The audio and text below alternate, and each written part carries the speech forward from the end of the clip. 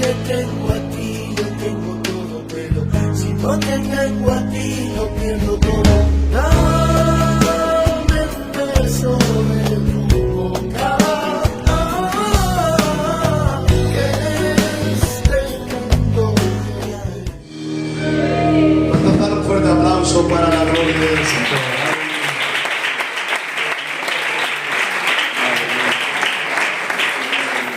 Que Dios nos bendiga a todos, amén. Para mí es un gran privilegio el poder encontrarme en esta iglesia, amén. Hablaba con vuestro pastor, el hermano Ramón, que es un gran amigo mío, amén. Y bueno, el Señor dispuso las cosas para que hoy pudiéramos estar con vosotros, amén. Os saludo a todos en el nombre del Señor, amén. Yo soy de Madrid, de la iglesia de Villaverde, amén. Me convertí al Señor hace algún tiempo. Me convertí en el año 94, apenas tenía 16 años. Ya tengo 46, han pasado 30 y ya somos abuelos. Hemos envejecido en el Señor, pero gracias al Señor que todavía el Señor cuenta con nosotros. Aleluya. Amén. Y en este tiempo, cuando el Señor me llamó al ministerio, rondaba el año 2002. Y desde el primer momento, pues el Señor me llamaba no a pastorear, pero sí a la enseñanza. Desde el 2002 al 2007 que me levantaron de obrero, y a partir de ese momento, esos 16 años, lo he dedicado a la enseñanza.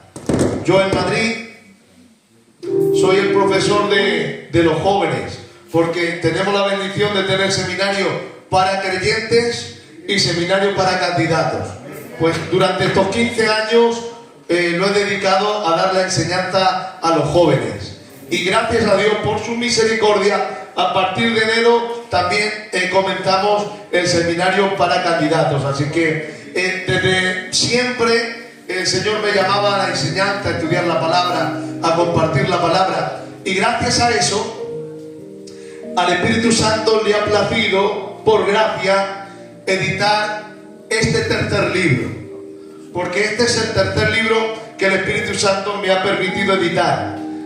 El primero nos hablaba acerca de la doctrina básica, que ese sí que le tengo, que luego lo pondrán los hermanos allí. El segundo habla de los evangelios, y ese de los evangelios es el que estamos estudiando en Madrid. Por lo tanto, ese de los evangelios se nos ha agotado, hasta dentro de 10 días no viene. Y lo que hoy vengo a presentar es el tercer libro que el Espíritu Santo me ha permitido escribir, y es acerca de los Hechos de los Apóstoles, amén. Y en esta tarde, en base al libro de los Hechos, pues hay una palabra de Dios que quiero compartir con la iglesia del Alfarero, amén. Cuando quieran escuchar una palabra del cielo, pueden levantar tu mano y gritar un fuerte aleluya. Aleluya. Todo aquel que tenga Biblia me acompaña, vamos a ir directamente a la palabra del Señor. Libro de los Hechos, capítulo 1, versículo 1.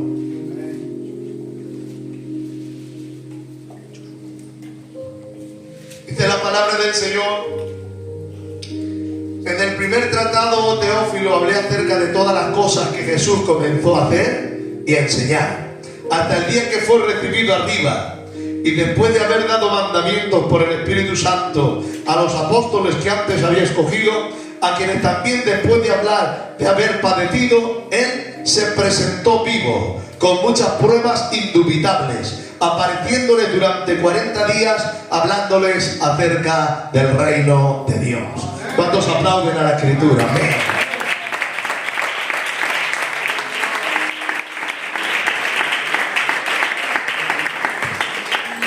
Me van a permitir una pequeña introducción al libro de los Hechos para luego desarrollar todo el tema. Amén. El libro de los Hechos está ubicado en un sitio específico en la Biblia. Es una ubicación estratégica, el libro de los Hechos, después de los Evangelios y antes de las epístolas de los apóstoles. ¿Por qué? Porque al igual que los manantiales descansan en los embalses, los 4 evangelios descansan en el libro de los Hechos. Y de la misma manera que los embalses enriquecen el caudal de los ríos, de la misma manera el libro de Hechos enriquece las epístolas de los apóstoles. Por eso está en ese sitio específico y estratégico, porque es la continuidad del Evangelio, desde los Evangelios hasta el libro de Hechos. Por eso nos dice Mateo, terminando el libro de Mateo, termina 28:19, y haced discípulos a todas las naciones, bautizándolos en el nombre del Padre, del Hijo y del Espíritu Santo. Y el libro de los Hechos tiene esa misma continuidad y lleva ese mismo relevo. Hechos 1:8, y recibiréis poder cuando haya venido sobre vosotros el Espíritu Santo, y también seréis testigos a todas las naciones, Jerusalén, Judea, Samaria y hasta lo último de la tierra. Tiene el mismo hilo conductor, la misma continuidad. También el libro de Marcos. Marcos termina con la ascensión, la subida de Cristo al cielo, y así termina el libro de Marcos 16:19. El Señor, después de que le habló a sus discípulos, fue recibido arriba en el cielo y se sentó a la diestra de Dios. Y esta misma escena también la recoge el libro de Hechos, capítulo 1, versículo 9, donde nos dice: habiendo dicho estas cosas, viéndole ellos, Jesús fue alzado y recibido en una nube que lo ocultó de sus ojos. Estando ellos con los ojos puestos en el cielo, entre tanto que Jesús se iba, he aquí que se pusieron dos ángeles, dos varones con vestiduras blancas, los cuales le dijeron: varones galileos, ¿por qué estáis mirando al cielo? Y aquí aparece una promesa de retorno del Mesías, donde dice: el mismo Señor que ha sido tomado de vosotros al cielo, así un día mismo vendrá, como le habéis visto que Él subió al cielo. ¿Amén? Así que tiene la misma continuidad, la extensión de Jesús al cielo. Y el libro de Lucas termina con una promesa de Jesús a los discípulos diciendo: no salgáis de Jerusalén hasta que seáis investidos por el poder de lo alto, por el poder del Espíritu Santo. Y todo esto lo vemos que viene a desembocar en el libro de los Hechos, en el día de Pentecostés, capítulo 2, versículo 1. Cuando llegó el día de Pentecostés, todos estaban unánime juntos, y de repente vino del cielo un estruendo de un viento recio que soplaba, el cual llenó toda la casa donde ellos estaban sentados. Le aparecieron lenguas repartidas como de fuego, y todos fueron llenos del Espíritu de Dios. Aleluya. Mateo, Marcos, Lucas y también Juan. ¿Cómo termina el Evangelio de Juan? El Evangelio de Juan termina con el encargo de Jesús a Pedro. ¿Os acordáis? Capítulo, el final, dice: Pedro, ¿me amas? En el capítulo 21 de Juan: Pedro, ¿me amas? Apacienta mis corderos. Pedro, ¿me amas? Pastorea mis ovejas. Pedro, ¿me amas? Apacienta mis ovejas. Es el encargo de Jesús a Pedro. Que defienda la iglesia, que pastoree la iglesia, que cuide la iglesia, que alimente la iglesia, que Él sea el que lleve a cabo esa misión. Y vemos que Hechos de los Apóstoles nos recalca cómo Pedro toma la iniciativa siempre. A la hora de poner el sustituto de Judas, dice la Biblia en el libro de Hechos de los Apóstoles, capítulo 1, versículo 15: en aquellos días Pedro se levantó en medio de los hermanos para traer esa nueva administración para la iglesia. Y cuando en el día de Pentecostés, mientras que la iglesia hablaba en nuevas lenguas y adoraba al Señor, los judíos le acusaban de que estaban ebrios, pero ahí apareció otra vez Pedro para defender a la iglesia. Hechos 2:14, donde dice: entonces Pedro, poniéndose en pie, alzó la voz y les habló diciendo: varones judíos que habitáis en Jerusalén, sea notoria mis palabras, porque estos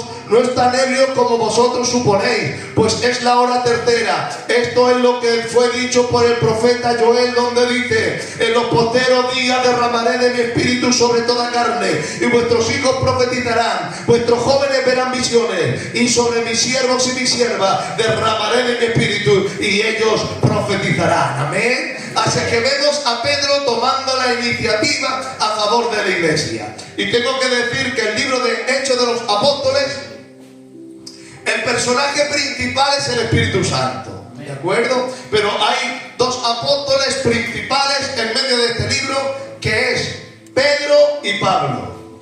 De tal manera que en el seminario nos enseñaron que el libro de Hechos de los Apóstoles es el libro del PP. No porque pertenezca a ningún partido político, sino que hay dos personajes que representan la división del libro. Del capítulo 1 al capítulo 10 nos habla el personaje principal, la fe de Pedro. Y del 11 al 28 vemos la biografía del apóstol Pablo. Pero ahora me van a permitir que solamente coja la biografía de Pedro, porque si no sería un poquito más extenso. Y vamos a hablar de este personaje principal, el cual el Señor le dijo: Pedro, ¿me amas? Apacienta mi cordero, pastorea mis ovejas, apacienta mis ovejas. De este personaje, que en medio de que los judíos estaban haciendo burla y creían que estaban ebrios, se levantó para dar el primer mensaje, el primer sermón de Pedro que tenemos registrado en el libro de los Hechos.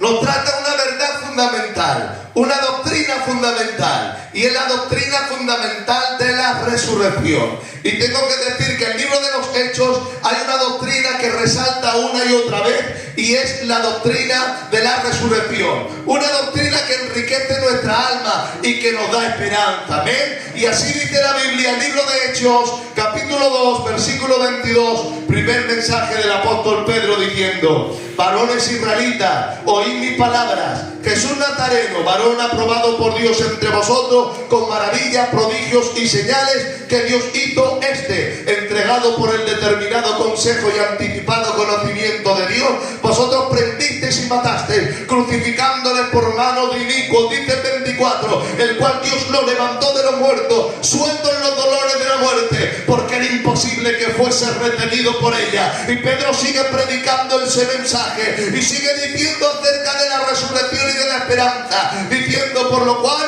mi corazón se alegró y se gozó mi lengua, aun mi carne descansará en esperanza, porque no dejarás mi alma en el Hades, ni permitirás que tu santo vea corrupción.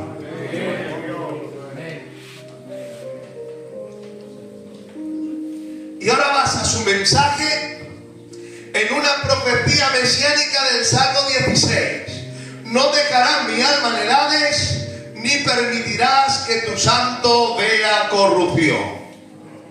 Y ahora entramos en el tema, y ahora entramos en el mensaje. ¿Por qué Pedro hablaba estas palabras y citaba esta profecía mesiánica? No dejarás mi alma en el Hades, ni permitirás que tu santo vea corrupción. Quiero decirles que en este último tiempo, en medio de las redes sociales, pastor, han intentado degradar la deidad de Cristo.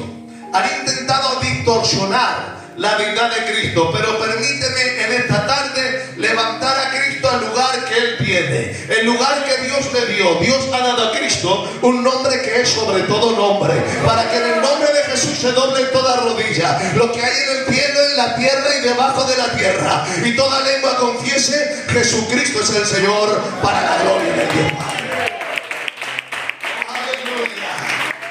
Dice Pedro: no dejarás mi alma en el Hades, ni permitirás que tu santo vea corrupción.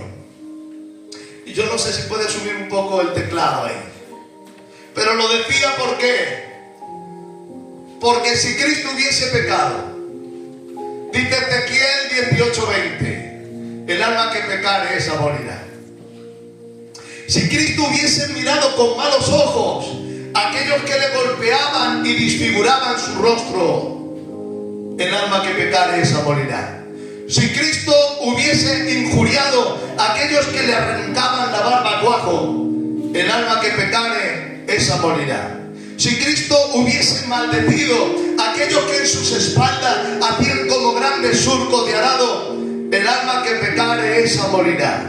Si Cristo hubiese mirado con odio o con rencor a aquellos que le ponían la corona de espinas y le daban con una caña para que los espinos le atravesaran las sienes, el alma que pecare esa morirá. Y si Cristo hubiese traído maldad, o hubiese dicho alguna maldad o alguna maldición a aquellos que le crucificaban de pies y de manos, amén, el alma que pecare esa morirá. Pero la grandeza de Cristo es esta: es que siendo león, aleluya, enmudeció como cordero, aleluya. Porque si eres un cordero, pues el cordero está destinado al sacrificio. Pero la grandeza de Cristo es que siendo león, Él enmudeció como cordero. En una ocasión, cuando estaba en el Getsemaní y preguntaron: ¿dónde está Jesús, el que sanaba a los enfermos? Él se pone de pie y dice como en susurro: yo soy.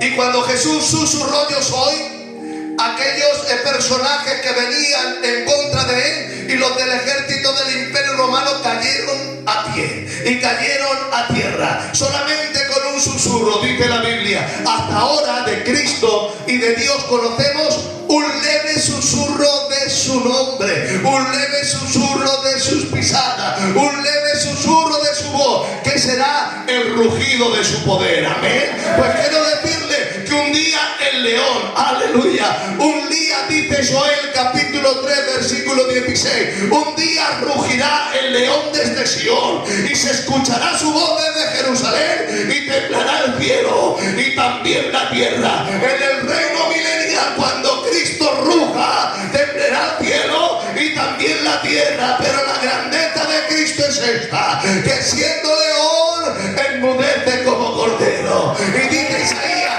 capítulo 53, como cordero fue llevado al matadero y como oveja delante de sus trasquiladores, él enmudeció y no abrió con su boca. Por cárcel y por juicio fue cortado, mas su generación, ¿quién la contará? Se dispuso con los impíos en su muerte, mas con los ricos fue en su sepultura. Y aunque nunca hubo hecho pecado, lo repito, Cristo nunca hubo hecho pecado. Otra vez, di lo que quiera, Cristo nunca hubo hecho pecado, ni hubo maldad en su boca. Con todo eso Jehová quiso plantarlo, sujetándolo a padecimiento, hasta que haya puesto su vida en expiación por el pecado. Y entonces sí, verá linaje, vivirá por largos días, la voluntad de Jehová será en su mano prosperada, y verá el fruto de su aflicción y quedará satisfecho.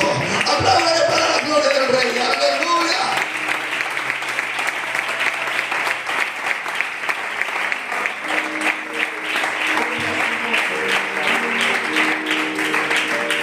Cristo, siendo león, enmudeció como cordero.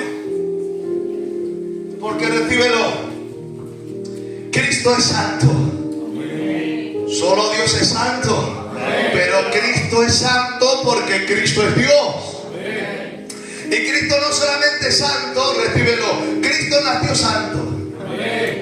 Por eso le dijo el ángel a la María, Lucas capítulo 1 versículo 35, no temas, el Espíritu del Señor vendrá sobre ti y el poder del Altísimo te cubrirá con su sombra. Por lo tanto, el santo, ahí está, el santo ser que nacerá será llamado Hijo de Dios.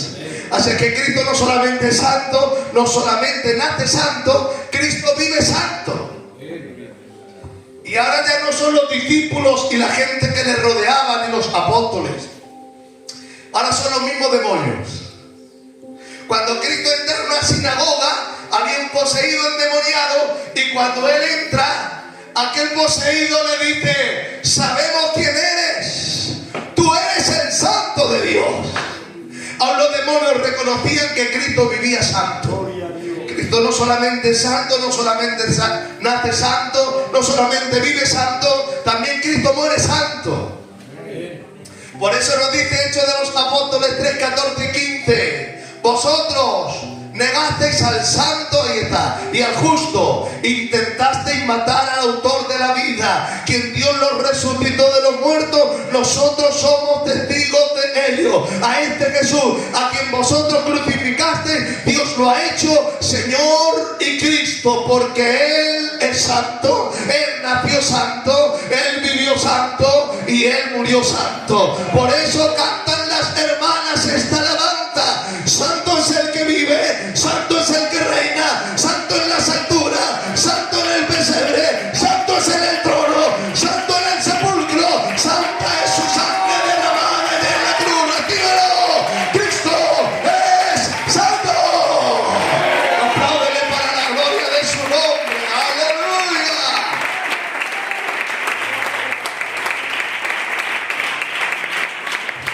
Cristo es santo y no tiene el aguijón del pecado. Por eso la muerte no le puede retener, ni el sepulcro le puede sujetar. Corintios 15, 56 nos decía: ya que el aguijón de la muerte es el pecado, y el poder del pecado es la ley. Ya que el aguijón de la muerte es el pecado, y el poder del pecado es la ley. Pero ¿qué pasaría si alguien se introdujera en el imperio de la muerte sin el aguijón del pecado. ¿Qué pasaría si alguien se introduce en el imperio de la muerte sin el aguijón del pecado? Le daría la autoridad de destruir el imperio de la muerte para siempre.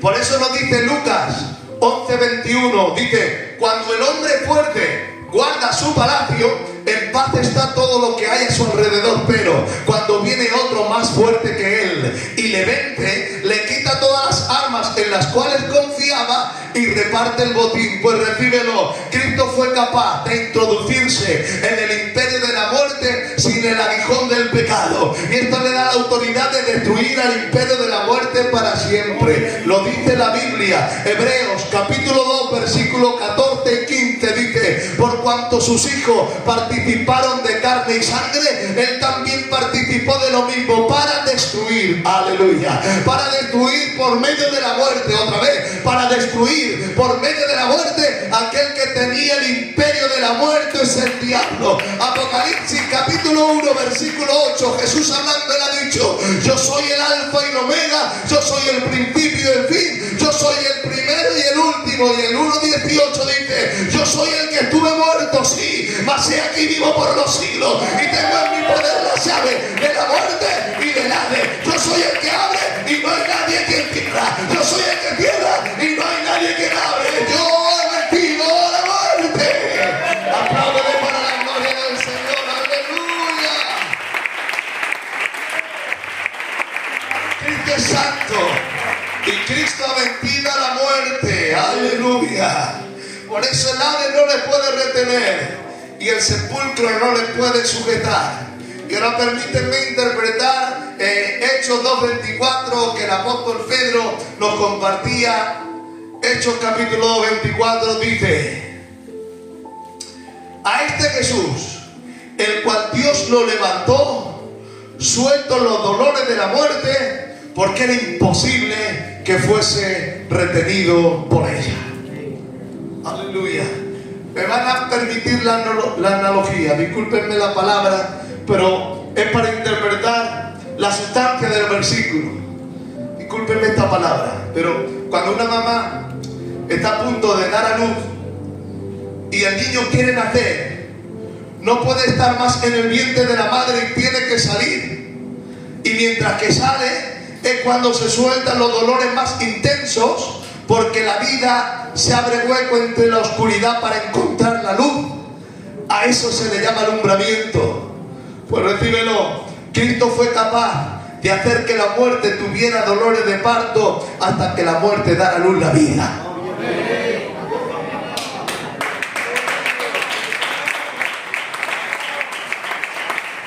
Dice 2 de Timoteo 2:10, pastor. Dice: nuestro Señor y Salvador Jesucristo, el cual quitó la muerte y sacó a la luz la vida y la inmortalidad por el Evangelio. Oseas capítulo 13 versículo 13, 600 años antes de Cristo, nos decía de esta manera. Dice: dolores de mujer que da luz le vendrán, del Seol los redimiré y los libraré de la muerte. Oh muerte, yo seré tu muerte, y sepulcro, yo seré tu destrucción. Así dice la palabra del Señor. ¿Cuántos aplauden en esta verdad bíblica? ¡Aleluya! Y es que la muerte tuvo dolores de parto para dar a luz la vida y la inmortalidad del Evangelio. Y así termina y abrata el mensaje el apóstol Pedro. 2:36 de Hechos nos dice: sepa pues toda la casa de Israel que a este Jesús, a quien vosotros crucificasteis, Dios lo ha hecho Señor y Cristo. Y cuando termina de predicar la palabra, ¿cuántos quieren recibir al Señor como Salvador? Que levante la mano. 1, 2, 3, 4, 5, 6, 3.000 personas. En el primer mensaje de Pedro se convirtieron 3.000 personas. Cuando ellos recibieron el mensaje, le dijeron: ¿qué haremos? Y Pedro le dijo: arrepentíos y convertíos judíos, bautícese cada uno del nombre del Señor y recibiréis el don del Espíritu Santo. Y se convirtieron como 3.000 personas para la gloria del Señor. Y es que Pedro había sido investido por el poder del Espíritu Santo y estaba predicando el mensaje de esperanza. Estaba predicando el mensaje de esperanza. Y Pedro tenía esperanza. Pedro tenía esperanza. Y cuando alguien tiene esperanza, no hay nadie que le arrincone, ni que le acobarde, ni que le pare. En el primer mensaje, él convierte y predica y reciben a Cristo 3.000 personas. Estando el cojo en la puerta de la hermosa, recuerdan, no tengo ni oro ni plata, pero en nombre de Jesús de Nazaret, levántate y anda. En el segundo mensaje de Pedro, se añaden a la iglesia como 5.000 personas. Era tanta la gloria que desbordaba Pedro, que ponían a los enfermos a las entradas de los pueblos, para que cuando Pedro pasaba, por lo menos cayera la sombra. Y por la fe del enfermo, ahí está. Porque al que cree todo le es posible. Era por la fe del enfermo que los enfermos recibían sanidad y recibían su milagro. Pedro el apóstol resucitó a una joven que se llamaba Dorcas y levantó un paralítico que se llamaba Eneas. Amén. Pero lo que cuando tiene que contar de su puño y letra, de su pluma, las primeras palabras, Pedro cuando se dirige a la iglesia, primera de Pedro capítulo 1. ¿Saben lo que escribió Pedro? Ya había escrito Pablo, ya había muchos escritos, ahora todo el mundo esperando que va a compartirnos Pedro en su primera escritura, su primera epístola. ¿Saben lo que dijo? Lo que revolucionó su vida, lo que revolucionó su ministerio, fue el mensaje de la resurrección, el mensaje de la esperanza. Por eso todo el mundo esperando, creían que a lo mejor contaría sus batallitas. Yo aquí convertí a 3.000 con un mensaje y con el segundo mensaje 5.000. O que oraba por los paralíticos y eran sanados y pude resucitar hasta Dorcas. No contó batallitas, contó lo que revolucionó su vida, el mensaje de la resurrección. Pedro 1.3 dice: bendito sea Dios y Padre de nuestro Señor Jesucristo, que según su grande misericordia Él nos hizo renacer, ahí está, para una esperanza viva por medio de la resurrección de Jesucristo entre los muertos, para una herencia incorruptible, incontaminada, inmarcesible, reservada para nosotros en los cielos. ¿Cuántos tienen esta esperanza en su corazón? Levantan su mano y gritan aleluya. Porque gloria a Dios. Y es que aquel que tiene esta esperanza se purifica, dice la Biblia. El que tiene esta esperanza no hay nadie que le acobarde. El que tiene esperanza no hay nadie que le arrincone. El que tiene esperanza no hay nadie que le frene. Hay veces que sí estarás por las nubes y otras veces estarás por los suelos, pero con esperanza. Amén. Hay veces que vestiremos de blanco, lamentablemente hay veces que vestiremos de negro, pero con esperanza. Porque aquel que tiene esperanza, dice la palabra, que ni la vida ni la muerte, ni ángeles ni principados, ni potestades, ni lo presente, ni lo porvenir, ni ninguna otra cosa creada nos podrá separar del amor de Dios, que es en Cristo Jesús. Ante todas estas cosas somos más que vencedores en el nombre de Jesús. Apláudele con todas tus fuerzas para la gloria del Rey.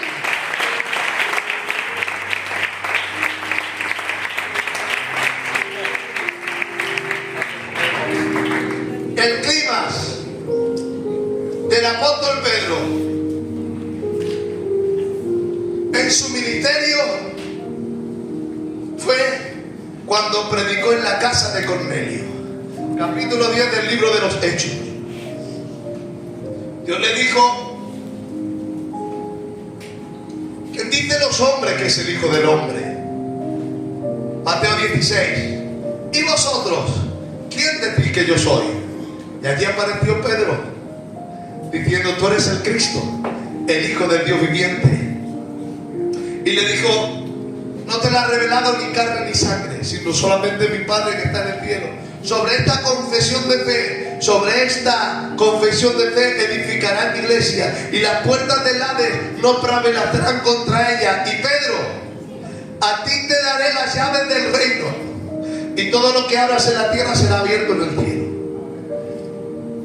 Bueno, pues la Iglesia Católica la interpreta mal, porque creen que Pedro está con un llavero que es el conserje del cielo, creen ellos, Y a quien quiere abre y a quien quiere cierra.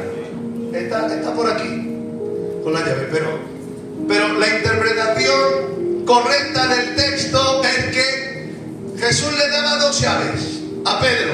Una para abrir el evangelio a los judíos, y cuando abrió el evangelio a los judíos en el día de Pentecostés se convirtieron 3.000 personas, pero tenía que utilizar una segunda llave, abrir el evangelio a los gentiles en la casa de Cornelio. Y para Pedro eso estaba en un lugar muy alto, porque él era judío en extremo. Por eso cuando estaba en la casa de Simón y el curtidor, tuvo que extender un lienzo diciendo: Pedro, mata y come. Y Pedro decía: pero yo soy un judío ortodoxo que no he comido nada común, no he comido nada inmundo, yo no puedo tocar lo inmundo. Y ahí aparece la palabra: lo que yo limpio, tú no lo puedes llamar inmundo.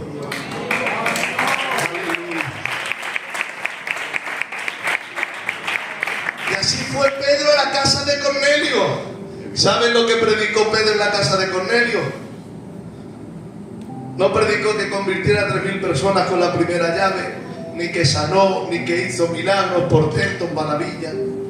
Lo que dijo Pedro, amén, es lo que cambió su vida y lo que testificaban los apóstoles: y me seréis testigos de mi resurrección en Jerusalén, en Judea, en Samaria y hasta lo último de la tierra. Y así presentó el discurso Pedro en el capítulo 10, versículo 34, diciendo: ahora entiendo que Dios no hace acepción de personas.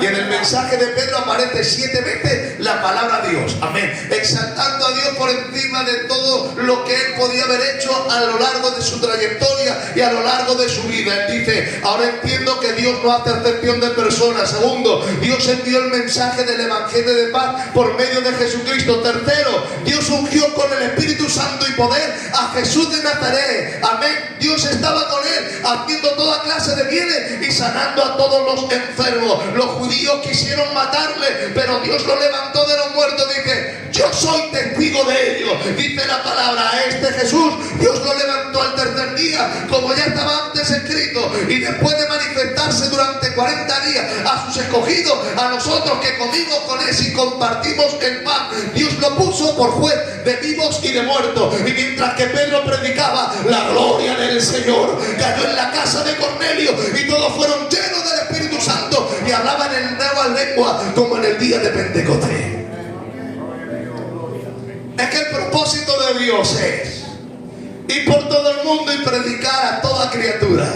Y que hacer discípulos a todas las naciones. Recibiréis poder cuando haya venido sobre vosotros el Espíritu Santo, para ser testigos en Jerusalén, Judea, Samaria y hasta lo último de la tierra. El ministerio de la iglesia por excelencia es el ministerio de la reconciliación, amén. Segunda de Corintios capítulo 5 dice: Dios estaba en Cristo reconciliando consigo al mundo y no tomándole en cuenta sus pecados, y nos ha dado el ministerio de la reconciliación. Por eso, para el ministerio de la reconciliación, aleluya, Dios hay veces que pone en acuerdo a gente, pone en unión, conecta a personas para que el evangelio se siga extendiendo. Por eso en ese contexto habla Mateo 18, 19: si dos se pusiesen de acuerdo en la tierra acerca de cualquier cosa, será hecho por mi Padre que está en los cielos. ¿Por qué? Porque dice la Biblia que el Señor no retarda su promesa, según algunos tienen por tardanza, sino que es paciente para con todos, no creyendo que nadie se pierda, sino que todos procedan al arrepentimiento. Así que si el Señor no viene hoy, es posiblemente porque todavía tiene gente que salvar. Y para esa gente que Dios todavía tiene que salvar, hace conexiones divinas para que el evangelio se extienda hasta lo último de la tierra. Conectó a Pedro con Cornelio para que el evangelio sea abierto a los gentiles. También conectó en el capítulo 8 a un etíope con Felipe el evangelista, amén, para que él predicase a toda Etiopía y hubiera un gran avivamiento. Y no fue Felipe, fue el etíope el que dio el testimonio, pero conectó a 2 personas para que el evangelio se extienda. También conectó a un hombre de Dios llamado Ananías con un mala sombra que se llamaba Saulo de Tarso. ¿Os acordáis? Capítulo 9 del libro de los Hechos. Yo me imagino a Ananías. Ananías era un discípulo amado de Dios. Saulo de Tarso era un mala sombra que quería meter preso a la iglesia. Y Ananías oraba de esta manera: Señor Jesús, se ha levantado persecución en contra de la iglesia de Damasco. Se ha levantado un mala sombra llamado Saulo de Tarso. Ha cogido las credenciales de los sacerdotes para venir aquí a Damasco y meternos presos todos en la cárcel. Te pido una sola cosa: sale al encuentro, no le permitas que venga a Damasco. Sale al encuentro, tírale de la cabalgadura, déjale ciego. Le diría Ananías: déjale ciego para que no venga a Damasco. Y se cumplió la oración. El Señor le salió al encuentro a Saulo de Tarso, fue tirado al suelo y no vio por 3 días. Pero Dios le dijo a Ananías: Ananías, has orado. Y me parece muy bien, pero hay veces que no solamente basta con orar, hay veces que también tenemos que actuar. Para que el Evangelio se extienda hasta lo último de la tierra, no vale solamente con orar. Bendice a los que no te conocen. Mira a esa vecina que no conoce al Señor, te pido que tú le toques el corazón. Está muy bien, hay que seguir orando, ayunando y clamando por los perdidos, pero también hay que poner manos a la obra. No solamente hay que orar, también es tiempo de actuar. Por eso le dijo Dios a Ananías: has orado, pero ahora no es tiempo de orar, es tiempo de actuar. Vete a la calle que se llama derecha, te encontrarás con Saulo de Tarso, orarás por él, se caerá en las escamas, porque utensilio de honra me es para la gloria de mi nombre. Y este Saulo de Tarso, que era el mala sombra, este Saulo de Tarso se convirtió en el gran apóstol Pablo. El gran apóstol Pablo que predicó toda Asia y toda Europa. El gran apóstol Pablo que levantó las grandes iglesias que vemos en la Biblia y que también seguimos enriqueciéndonos hoy de sus escritos. Él ha escrito 3 epístolas en las Sagradas Escrituras, inspirada por el Espíritu Santo, del cual hoy nos seguimos enriqueciendo. Y todo tuvo conexión, todo tuvo el suceso, porque hubo una gran conexión entre Ananías, un discípulo, y un mala sombra llamado Saulo de Tarso. Amén. Si Dios te envía, predica hasta los malas sombras. Porque Dios puede hacer un utensilio de honra para la gloria de su nombre. Así que si dos se pusieran de acuerdo en la tierra acerca de cualquier cosa, el Señor se la ha hecho en los cielos. Dios conectó a Felipe y al etíope para traer al evangelio a la Etiopía. Dios conectó a Ananías con Saulo de Tarso para traer el evangelio a Europa y a Asia. Dios conectó a Cornelio y a Pedro para abrir la puerta a los gentiles. Amén. Y ahora Dios conectó a un hermano francés que se llamaba Clement Lecosset con un gitano español que se llamaba el tío Emiliano. ¿Cuántos aplauden a esta conexión del cielo?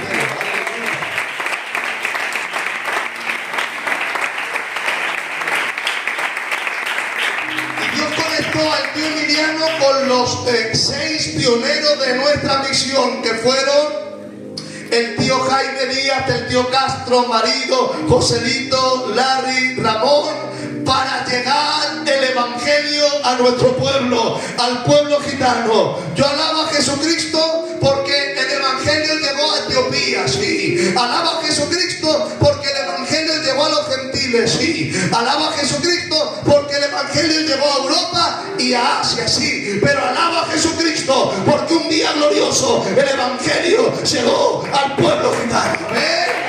Cuando le aplauden por esa conexión gloriosa.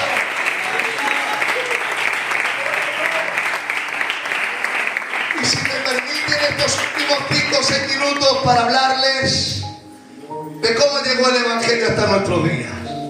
Solamente 5 minutos. ¿Por qué? Porque también se ha hablado mucho acerca de nuestros padres. Y ha habido mucha gente que, sin entender muchas cosas, han intentado degradar el trabajo de nuestros ancianos. Amén. Y hoy yo quiero levantar en alto el trabajo de estos hombres fieles de Dios. ¿Saben lo que dice la Biblia? Sí lo saben. honra a tus padres. Amén. La Biblia dice, honra a tus padres porque es el primer mandamiento con promesa para que tus días sean alargados. Y en estos 5 minutos me van a permitir honrar a nuestros primeros padres de la obra. Amén. Vamos a ir rápido para terminar pronto. Corría el año 1960 y Francia estaba encendida por el Espíritu Santo, porque había una santa denominación, las Asambleas de Dios, que son pentecostales y que son trinitarios, que creen en la Trinidad y que creen en el movimiento del Espíritu, igual que nosotros. Pues estas Asambleas de Dios entendieron toda Europa con el mensaje y con la palabra. En el año 1960 España lo estaba pasando muy mal. Así que muchos gitanos de España se fueron a trabajar a Francia, a la vendimia, al campo. Un grupo de ellos se unió a una caravana de gitanos que por la mañana trabajaban a la vendimia, pero a la caída de la tarde se reunían a orar y a celebrar culto al Señor. Esas reuniones eran dirigidas por un hombre de Dios, miembro de las Asambleas de Dios, llamado Clement Le Cosset. Clement Le Cosset fue siervo de nuestro Señor Jesucristo, apóstol enviado al pueblo gitano, predicador del Evangelio eterno, respaldado por Dios con señales, milagros, un buen siervo de Dios que ya ha llegado a la meta.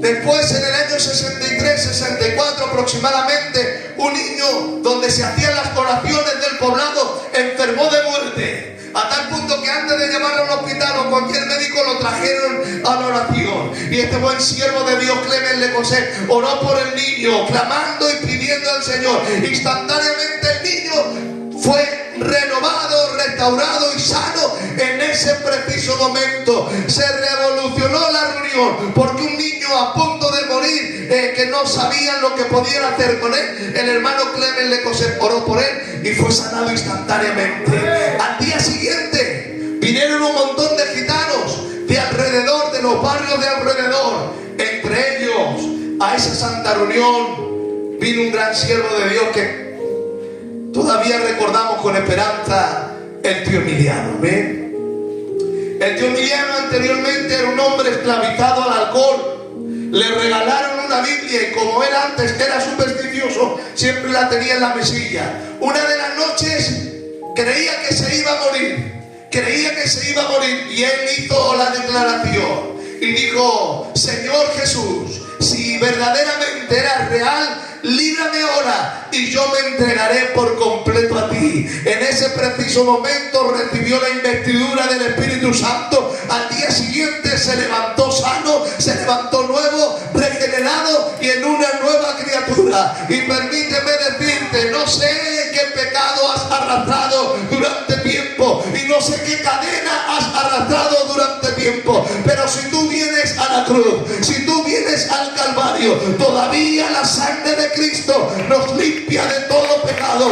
Todavía Cristo es poderoso para romper toda cadena y toda atadura. Dice la Biblia: el que encubre su pecado nunca prospera, el que encubre su pecado no prosperará, pero el que se arrepiente, amén, los confiesa y se aparta, alcanzará misericordia. La Biblia dice: si alguno está en Cristo, nueva criatura es, las cosas viejas pasaron, he aquí todas son hechas nuevas. Así dice la palabra del Señor. ¿Cuántos aplauden al Señor por su gracia?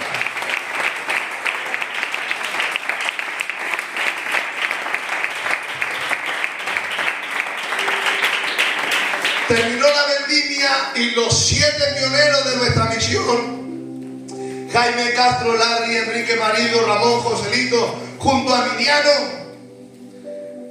regresaron a sus casas, regresaron a sus familias, cada uno a su casa y a su familia. Unos fueron a Balaguer, otros fueron a Santander, a Barcelona, a Lérida, otros fueron a Bilbao.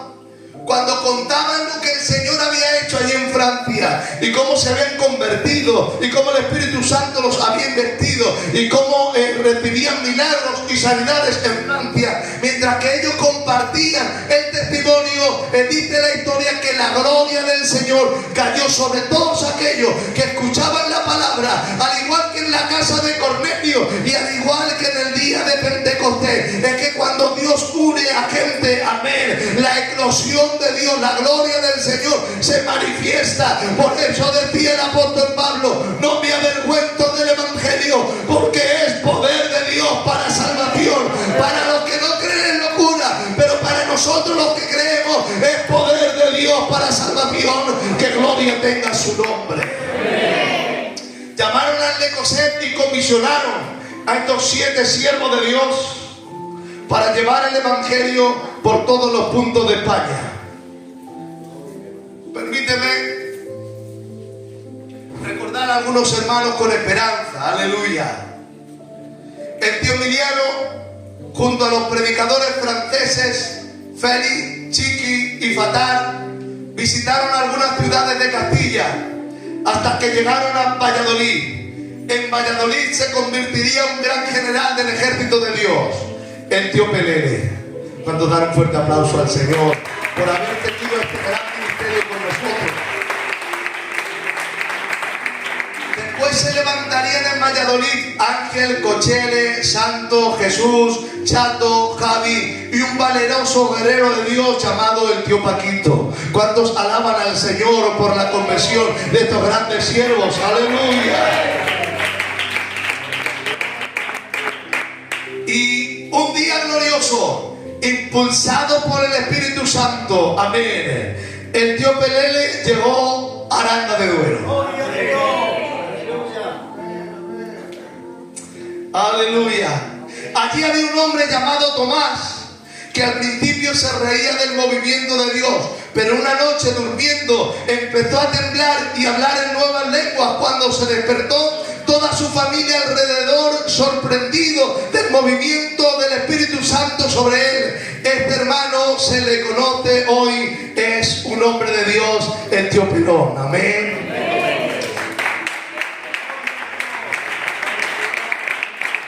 La palabra de Dios llegó a Aranda de Duero, amén, y lo que era imposible para el hombre fue posible para Dios, amén. Al tío Pelele hay veces que le estaban buscando, incluso iban al culto con alguna pistola para intentar amenazarle. Creían que se iba a acabar la palabra, creían que en Aranda de Duero nunca iba a haber iglesia, creían que en Aranda nunca iba a haber predicadores y que nunca iba a haber pastores, pero dijo el santo Gamaliel: si esta obra hubiese sido obra de hombre, se desvanecería, pero si esta obra fuera obra de Dios, esta obra es indestructible. Y decide: no, la iglesia del alfarero y Aranda de Duero no es obra de hombre, es obra de Dios. Apláudele para la gloria del Rey. Aleluya.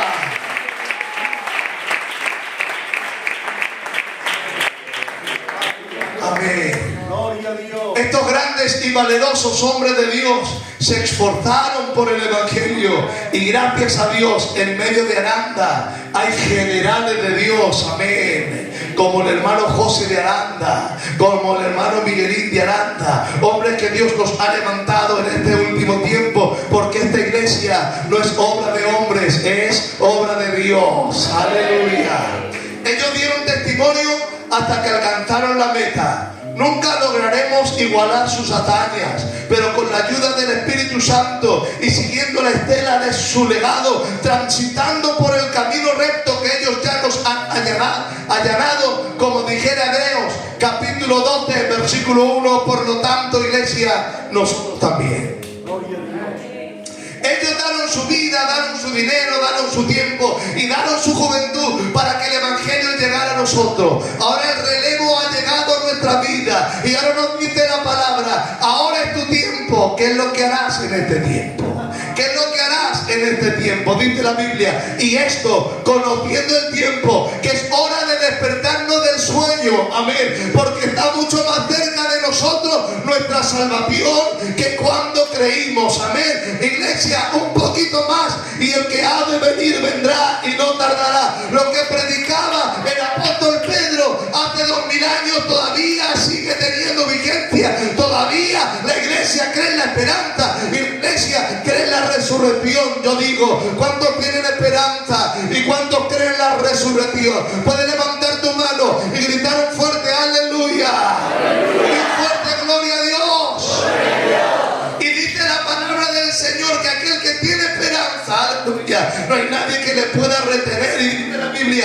creemos que Cristo murió y resucitó, y ahora hago la pregunta: ¿cuántos creen que Cristo murió y resucitó? ¿Cuántos lo creen? Pueden gritar un fuerte aleluya.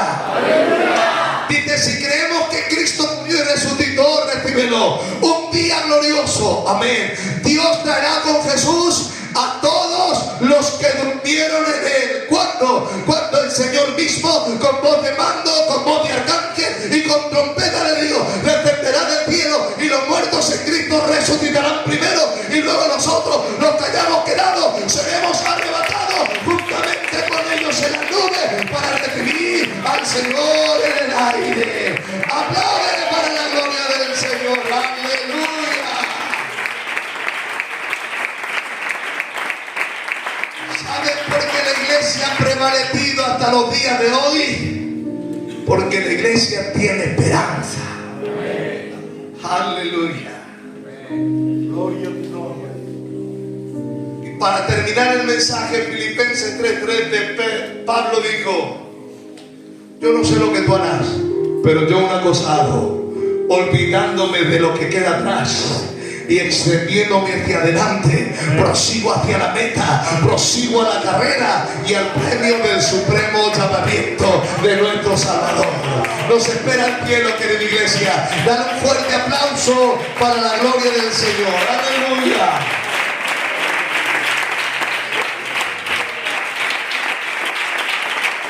Bueno, hasta aquí va a ser el mensaje de hoy. Hemos intentado cabalgar a través del libro de los Hechos desde el capítulo 1 hasta el capítulo 10, aunque el libro de los Hechos tiene 28 capítulos, y en este libro hacemos un comentario y una reflexión de esos 28 capítulos, pero también hemos puesto un plus más, pastor.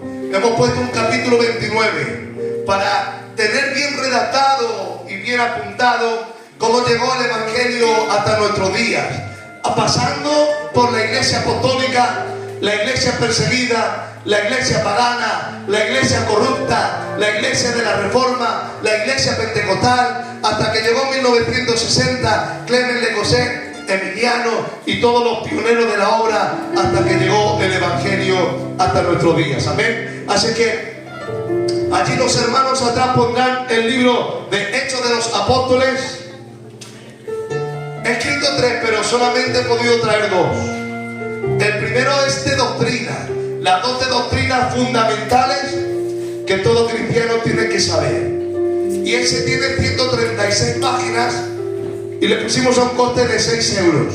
Este libro de Hechos tiene 234 páginas, o sea, 100 páginas más, 98, y hemos tenido que poner un precio de 8 euros, 2 euros más, ¿vale? Pero te aseguro que van a enriquecer tu vida espiritual, porque cada uno de ellos te lleva a leer la Biblia, a estudiar la Biblia y a apasionarte por las Sagradas Escrituras. Amén. Yo sin más que decirle, un abrazo para la querida iglesia del Alfarero. Amén. Y que Dios os bendiga. Para todos nosotros.